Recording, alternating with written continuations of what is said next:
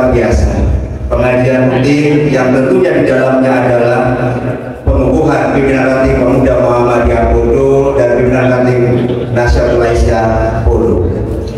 Juga tak lupa kami sampaikan pimpinan ranting Muhammadiyah maupun Aisyah secara Pekajangan, juga warga Muhammadiyah dan Aisyah secara Pekajangan, beserta tak lupa kami sampaikan terima kasih pada Kepala Desa Podo, Kedung Muni beserta jajarannya, karena apa?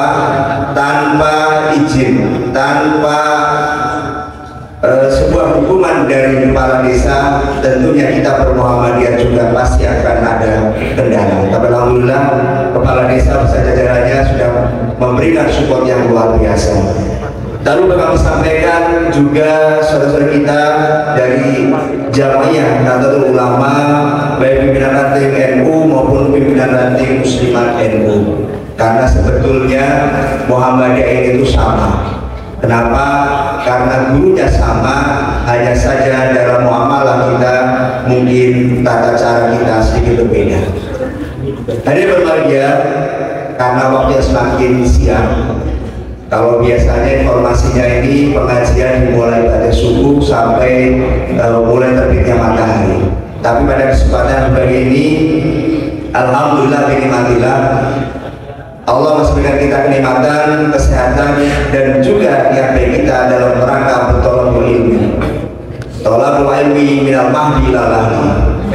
Dan bertolabul ilmi ini juga bagian dari kita saling menasihati dalam kebaikan dan kesabaran.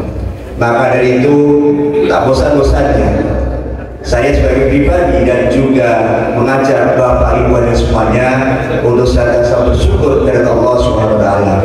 Karena apa, Bapak Ibu, tanpa hidayah Allah Subhanahu wa taala maka kita pun belum tentu bisa hadir di tengah-tengah kesempatan yang mulia ini.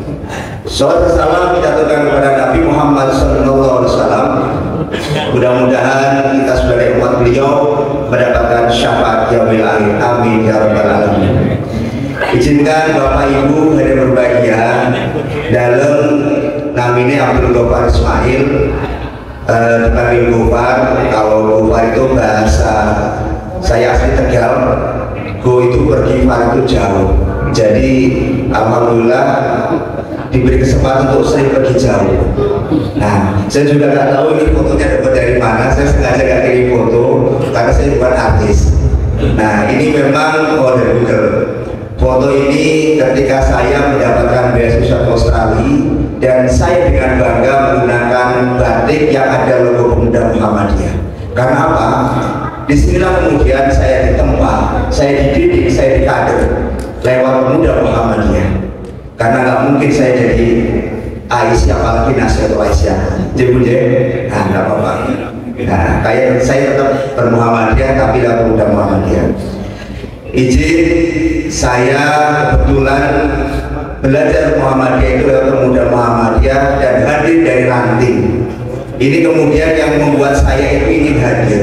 Bukan masalah apa-apanya, tapi saya punya histori tersendiri. Bagaimana kemudian saya mengawali ranting saya ini, awalnya tidak ada pimpin ranting Pemuda Muhammadiyah. Dan alhamdulillah saya pulang kuliah dari Bandung, itu saya mencoba mengabdikan diri di ranting. Dan program prosesnya pun tidak ada yang namanya musyawarah. Jadi ujuk-ujuk gitu kan, nggak tahu ujuk-ujuk sama enggak bahasa sama sini. Bang bergedus, sudahlah kita ada pimpinan ranting. Ya sudah, pimpinan ranting tidak ada pengukuhan, yang penting sah gitu kan. Dan disitulah kemudian kita membentuk sebuah pengajian.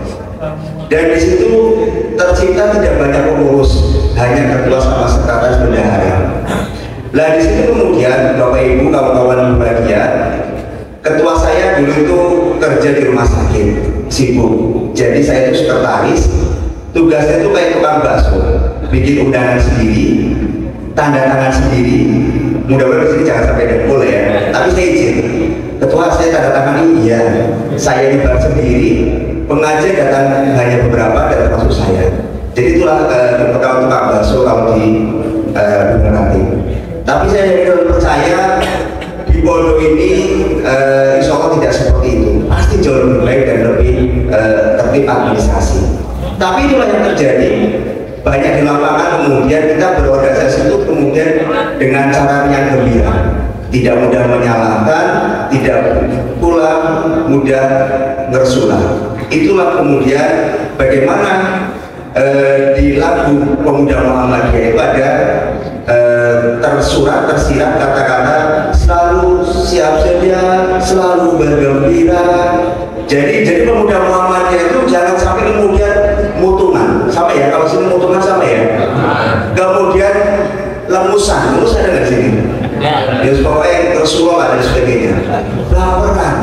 Nah, maka kalau kemudian kita serap pas Pemuda Muhammadiyah itu selesai, kita selalu siap bersedia, kita selalu bergembira, dan insya Allah masa depan diri kita.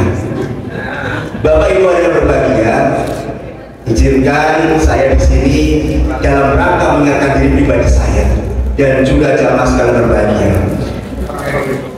Seperti halnya ayat yang saya bacakan di atas, ini surat Al-Ma'un yang tentunya sudah hafal, bahkan sudah sangat mafhum artinya, tetapi pelaksanaannya ini kadang susah. Betul tidak? Kiai Jamal Dahlan, pendiri Muhammadiyah, dalam mengajarkan Al-Ma'un kepada muridnya itu tidak cukup 1 jam, tidak cukup 1 bulan, tapi butuh waktu yang lama. Tetapi kalau dari kesempatan bagi ini, karena saya sifatnya bukan mengajari, saya mengingatkan itu cukup kultum, kuliah terserah antum. Ya, soalnya Bapak Ibu sudah mulai ngantuk gitu kan. Apalagi kalau kemudian sudah acara inti, itu tinggal acara untu gitu kan. Insya Allah gue Pak Bu, potensi gitu, gitu. Ya kalau nggak bisa mohon bawa pulang lah. A'udzubillahi minasyaitonirrajim. Bismillahirrahmanirrahim. Ara'aital ladzi yukadzibu biddin. Tahukah kamu orang yang mendustakan agama? Bapak Ibu berarti ternyata Allah itu memfirmankan dalam surat Al-Ma'un ini, ternyata masih ada orang yang mendustakan agama. Padahal kita meyakini bahwa setiap kali kita sholat itu bersyahadat. Terus betul? Jangan-jangan sholatnya yang penting madhep ngarep ya, takbir, kemudian terakhir salam, selesai ya. Jangan-jangan isi sholatnya juga tidak tahu apa artinya. Dilanjutkan pada likalladzi yatul yatim, itulah orang-orang yang menghadir anak yatim. Bapak hormati, kenapa kemudian Muhammadiyah muncul ini? Salah satunya adalah agar anak yatim itu juga teropeni, agar anak yatim itu terfasilitasi, agar anak yatim ini kemudian mereka di rumah gitu.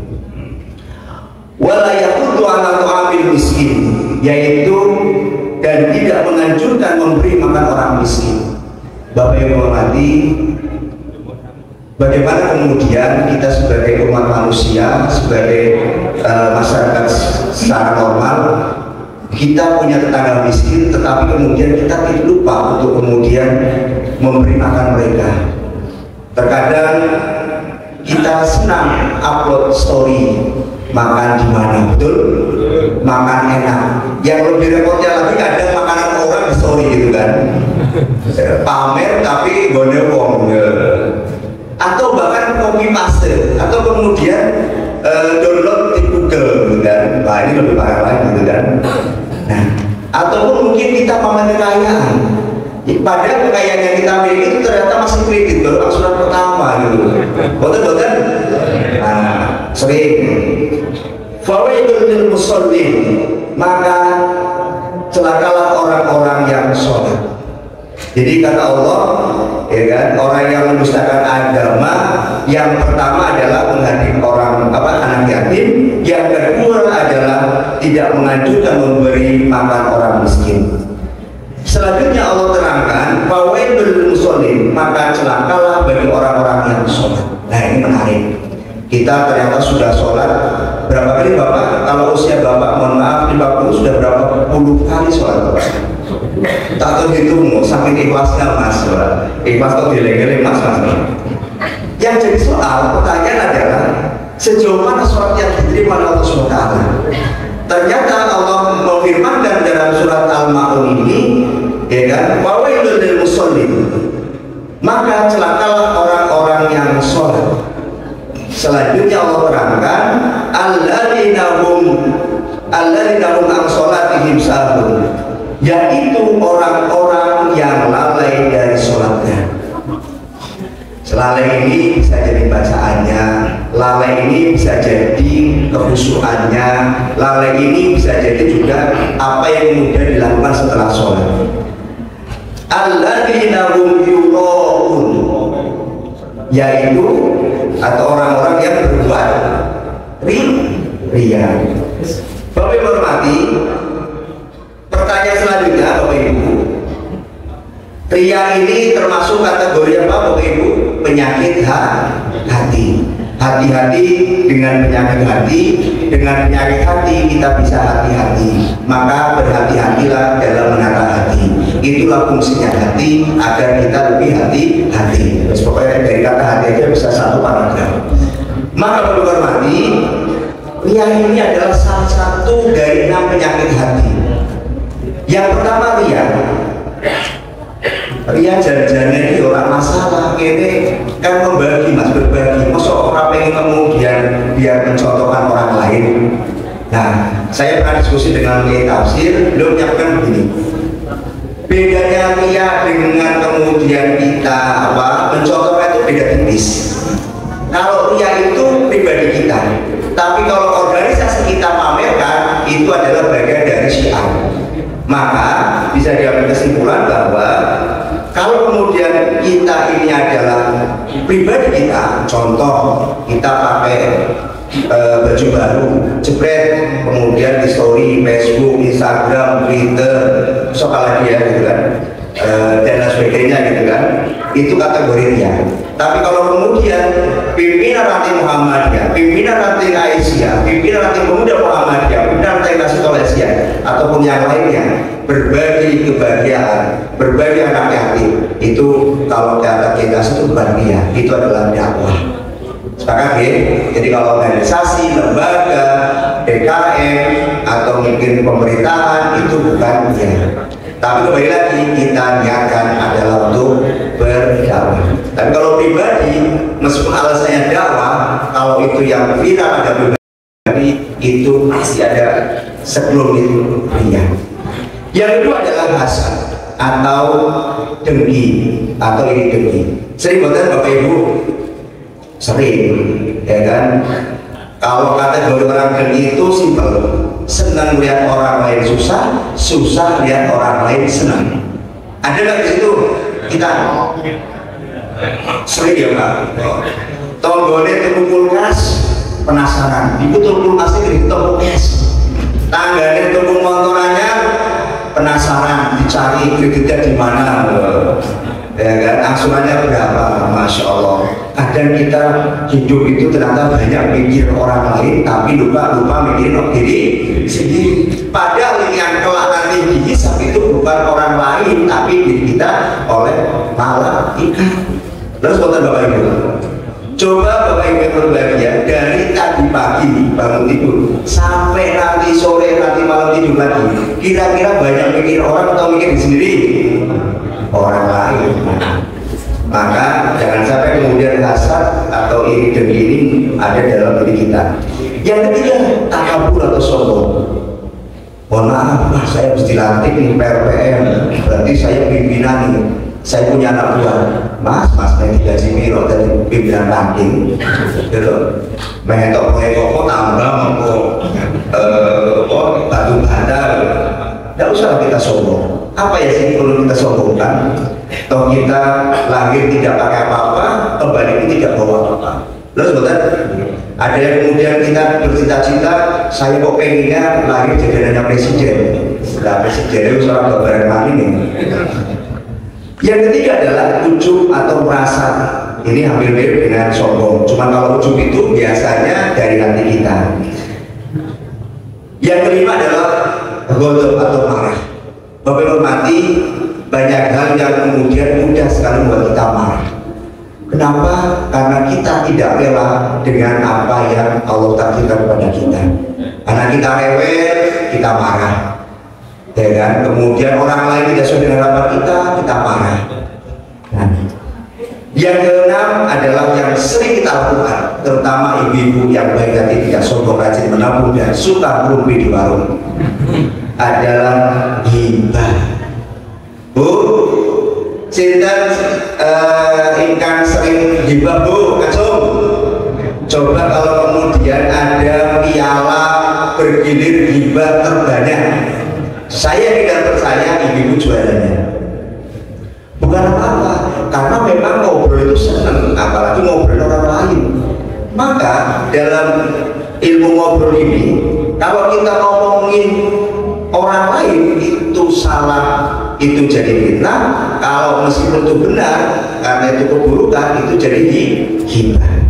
Maka dari itu Bapak hormati, dari ayat tadi bahwa alladzina hum yura'un, ternyata Allah itu larang kita ketika kita punya. Karena apa? Sholat yang kita lakukan, ya kan, 5 kali dalam sehari semalam, yang fardu, kemudian ada sunnah atau bahkan mungkin ditambah sholat lain dan sebagainya, itu kategorinya adalah kita termasuk orang-orang yang lalai sholatnya. Alladzina hum yura'un wa yamna'unal ma'un, dan enggan menolong dengan barang yang berguna. Bapak hormati, seringkali kita kemudian memahami bahwa menolong itu adalah sudah kita lakukan, betul ya? Membantu sudah kita lakukan. Tetapi pertanyaannya adalah, sudah sejauh mana tingkat keikhlasan kita dalam membantu orang lain? Jangan-jangan kita membantu orang lain ini karena pamrih, karena membalas, bahkan karena minta biar Allah akan memberikan balasan yang setelah untuk kita. Maka dalam kita membantu orang lain, rumusnya adalah seperti halnya mohon maaf, ketika kita kemudian melepaskan segala sesuatu yang ada dalam diri kita yang sebenarnya itu sudah biasa. Maka dari itu ketika kita berbagi, menolong orang lain, ingat, bukan karena kebaikan kita, tapi karena Allah meridhoi kita untuk melakukan itu. Karena kita sebenarnya tidak punya daya upaya, Bapak Ibu. Kita itu manusia yang sebenarnya ketika Allah hari ini cabut nyawa kita, Allah berikan kekurangan dalam kenikmatan hidup kita tidak punya daya upaya. Mohon maaf, saya ibaratkan seperti hanya sakit gigi. Seenak apapun lauk di depan kita, bahkan mungkin paling mahal apa, sate begitu ya, atau nasi kambing kebulan atau apa yang paling mahal. Kita dikasih Allah kenikmatan sakit gigi, kira-kira bisa makan itu nggak, Bapak? Jangankan sakit gigi, kita kemudian dikurangi rasanya oleh Allah, yang manis berkurang, yang asin berkurang, atau bahkan dikurangi manis yang makannya, itu luar biasa. Kita tidak bisa apa-apa, Bapak Ibu. Maka dari itu, mumpung Allah masih berikan kesempatan yang luar biasa, marilah kita ucapkan syukur dengan lapar kita, dengan lisan kita, kemudian kita nikmati, kita syukuri dengan rasa kecukupan kita, dan kita balas syukur itu dengan perbuatan kita, dengan kebaikan kepada orang lain. Maka dari itu sering kita dengar dalam hadis yang berbunyi khairun nas anfa'uhum linnas, sebaik-baik manusia adalah yang paling bermanfaat untuk orang lain. Pertanyaannya adalah, sudah sejauh manakah kita kemudian pemanfaatan untuk orang lain? Jangan-jangan usia kita sekarang 30, 40, 50, 60, bahkan sudah melebihi 70, ternyata banyak pemudorotan, banyak merugikan orang lain, bahkan diri sendiri. Maka dari itu marilah kita bermuhasabah, bagaimana kemudian kehidupan kita ini ibarat sebuah buku ini yang sudah biarkan berlalu. Kita minta ampunan kepada Allah SWT, mari kita perbaiki. luruskan niat kita, sempurnakan ikhtiar kita, dan pasrahkan segala sesuatunya lillahi ta'ala. Maka dari itu koordinasi ini akan kita peroleh. Sebaik-baik manusia adalah yang bermanfaat untuk orang lain. Karena Bapak Ibu, seperti halnya peribahasa mengatakan man yaso yasu, barang siapa menanam dia akan menuai. Jadi tidak usah hitung-hitungan dalam berbuat baik.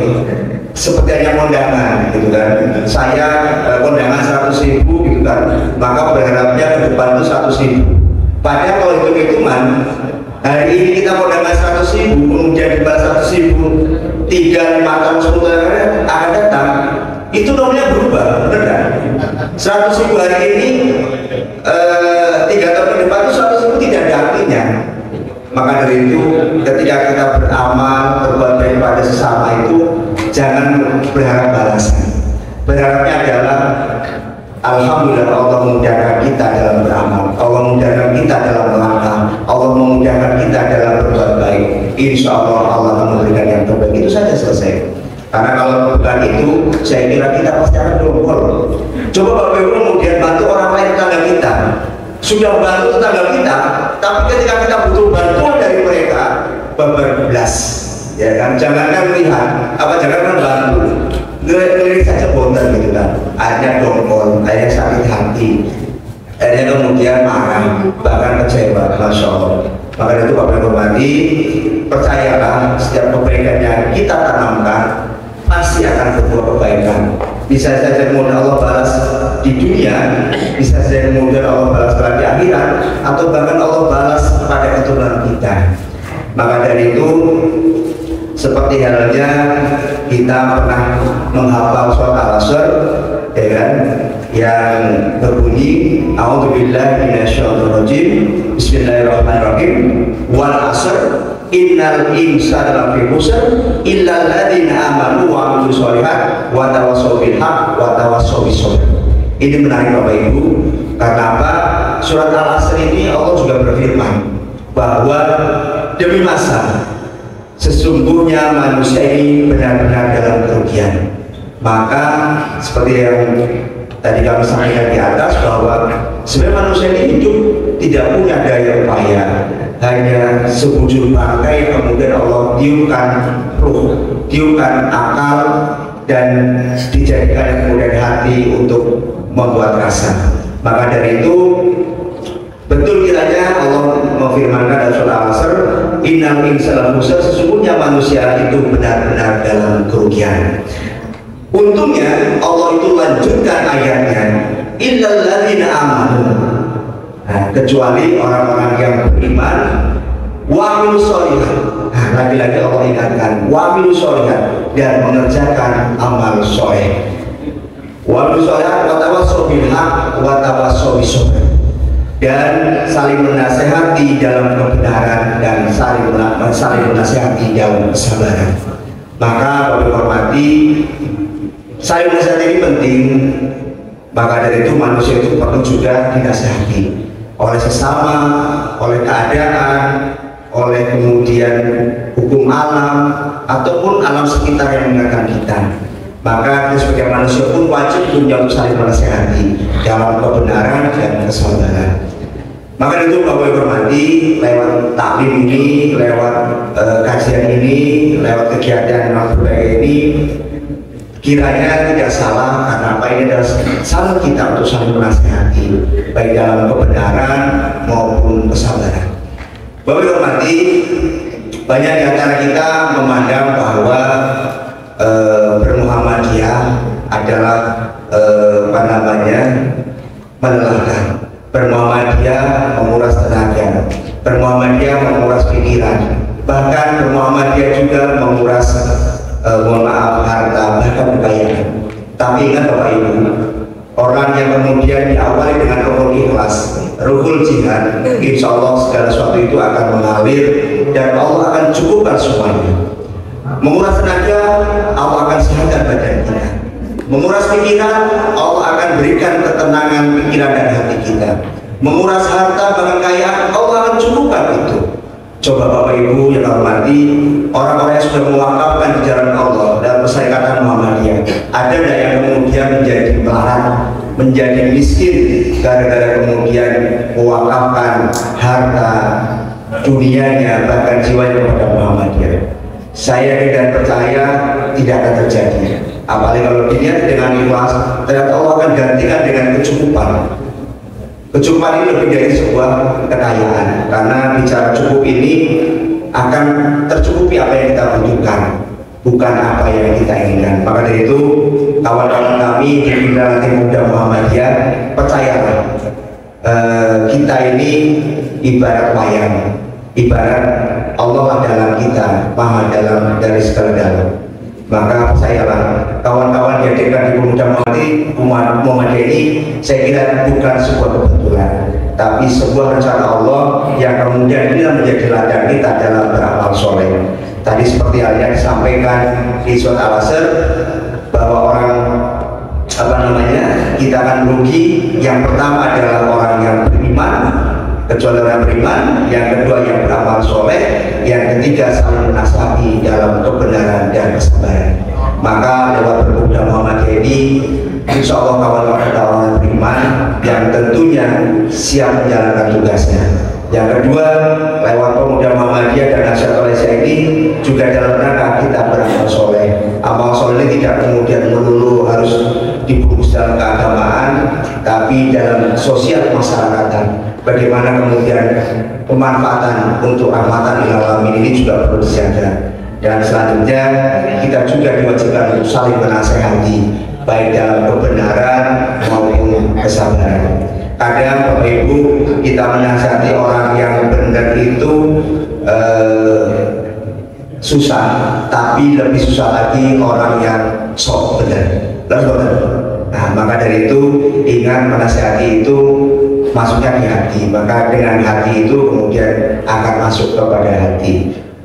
Bapak hormati, seperti halnya hadirnya Muhammadiyah lewat Kiai Haji Ahmad Dahlan yang memberikan Muhammadiyah dengan penuh keikhlasan ini, sampai hari ini sudah ada di mana-mana, ada malu sampai pendidikan, kesehatan, sosial. Saya kira ini bentuk bahwa Muhammadiyah hadir tidak hanya sekedar organisasi, tetapi hadir dalam rangka rahmatan lil alamin, hadir dalam rangka mengejawantahkan surat Al-Ma'un, bagaimana kemudian orang miskin, kemudian anak yatim, dan kemudian bisa menjadikan ladang kebaikan dan juga kemaslahatan. Untuk itu, Bapak hormati, karena waktu yang semakin siang, izinkan kami untuk mengingatkan pada diri pribadi dan juga jamaah serta hadirin berbahagia bahwa berbuat baik itu memang sulit, tapi dengan berbuat baik ini akan menjadikan kita semakin baik, baik secara hati, secara perilaku, secara mental, dan insya Allah kebaikan ini Allah akan balas dengan yang terbaik kalau memang kita niatkan lillahi ta'ala. Untuk itu marilah kita bersama-sama senantiasa berharap kepada Allah, mudah-mudahan Allah luruskan niat kita, Allah sempurnakan niat kebaikan kita, dan kemudian Allah berikan kemudahan sehingga kita bisa berpasrah kepada Allah SWT. Itu saja dari kami, mudah-mudahan bermanfaat, dan tentunya selamat bertugas, selamat berkhidmat kawan-kawan Generasi Muda Muhammadiyah Podo dan juga pimpinan Nanti Nasihat Malaysia Podo. Mudah-mudahan lain kesempatan kita bisa bertemu kembali, dan mudah-mudahan Allah meridhoi apa yang kita kerjakan hari ini dan juga yang akan datang. Selamat bertugas, karena ranting itu penting, cabang terus berkembang. Mudah-mudahan bermanfaat. Kami akhiri, wabillahi taufiq wal hidayah. Astagfirullah khalaq. Assalamualaikum warahmatullahi wabarakatuh. Di sini dengan doa penutup majelis yang singkat. Bismillahirrahmanirrahim. Subhanallahumma wa bihamdika asyhadu an la ilaha illa anta astaghfiruka wa atubu ilaik. Assalamualaikum warahmatullahi wabarakatuh.